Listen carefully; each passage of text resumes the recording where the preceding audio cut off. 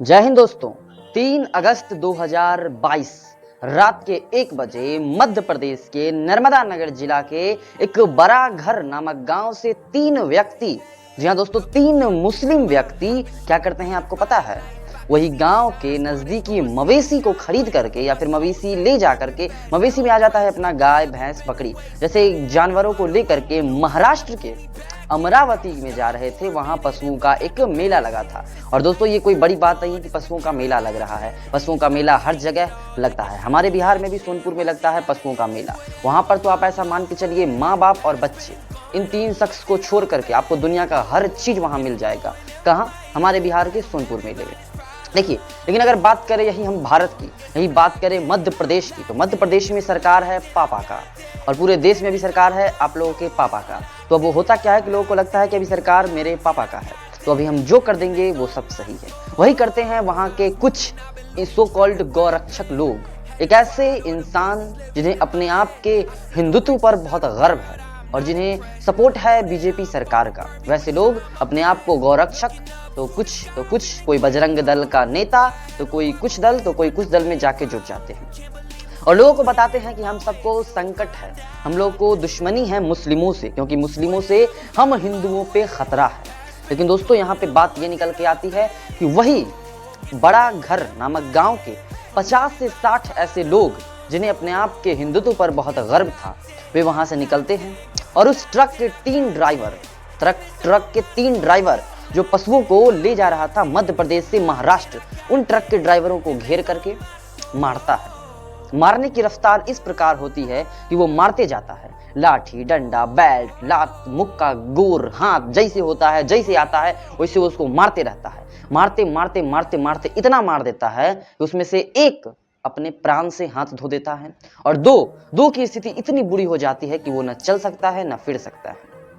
इसके बाद खबर होती है वहां के स्थानीय पुलिस अफसर की, जो कि सरकार है उनके पापा का। लेकिन वो पुलिस अफसर आते हैं तो अब जो हमारे 50 से 60 गौ रक्षक लोग हैं उन सबको डर हो जाता है कि कहीं कोई खतरा तो नहीं, फिर वहां से वो भाग निकलते हैं। इसके बाद पुलिस आती है, उन तीनों को अस्पताल पहुंचाती है। वहां से पता चलता है एक का देहांत हो चुका है और 2 की हालत इतनी बुरी है कि उनका भी देहांत होने ही वाला है। और दोस्तों अगर आपको हम बता दें कि देश में अभी क्या चल रहा है, तो आपको ऐसा लग रहा होगा ना कि नाम सुनने से कि पशुओं का मेला है। अमरावती में अगर कहा जाए कि पशुओं का मेला है, तो आप में से मैक्सिमम लोग को यही लगेगा कि पशुओं का मेला है, वहां पशु जाएंगे, पशुओं को काटा जाएगा, पशुओं का मीट बिकेगा, मांस बिकेगा। बट ये सरासर गलत है, क्योंकि सच्चाई यहाँ पे ये निकल के आती है कि कई ऐसे लोग होते हैं जिन्हें गाय पालना होता है, बकरियां पालनी होती है, मवेशी पालने होते हैं और उन्हें अपने आसपास नहीं मिल पाती है, तो वो जाते हैं उस पशु मेला में। इसका हर पशु मेला का अर्थ ये नहीं होता है कि वहां पे जाके जानवरों को काटा जाए, लेकिन इन गौरक्षकों को यानी कि इनके पापा के बेटों को ये बात पता नहीं। उन्हें लगता है कि जो भी मुस्लिम आगे से जा रहा है वो सब हमारा और हमारे पापा का और हमारे देश का, हमारे हिंदू धर्म का दुश्मन है। यही बात के चलते वे उन पे हमला कर देते हैं। और सच्चाई यहाँ पे ये थी कि वहाँ पे लोग जिन्हें दूध की जरूरत होती है, किसी और अन्य सामान की जरूरत होती है, वो वहाँ पे जाते हैं, गाय भैंस बकरी जितने मवेशी होते हैं वहाँ से खरीदते हैं, पालते हैं और अपनी जीविका चलाते हैं।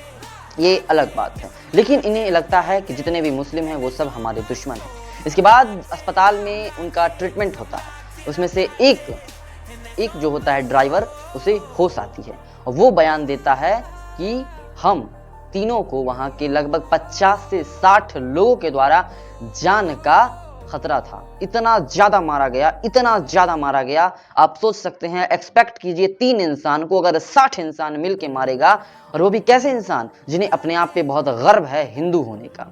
सोचिए वो उस पे किस प्रकार से हमला करेंगे।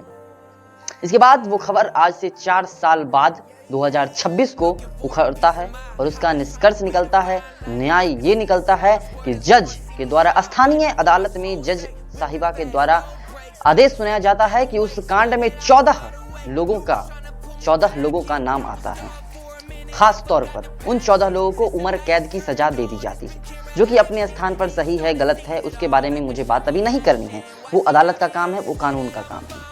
लेकिन एक बार आपको स्क्रीन पे दिख रहा होगा कि जब पुलिस उन 14 को पकड़ के ले जा रही थी, उन 14 के क्राइम को दिखा रही थी, तब उनके परिवार वाले, उनके गांव वाले किस प्रकार से रक्षा कर रहे थे।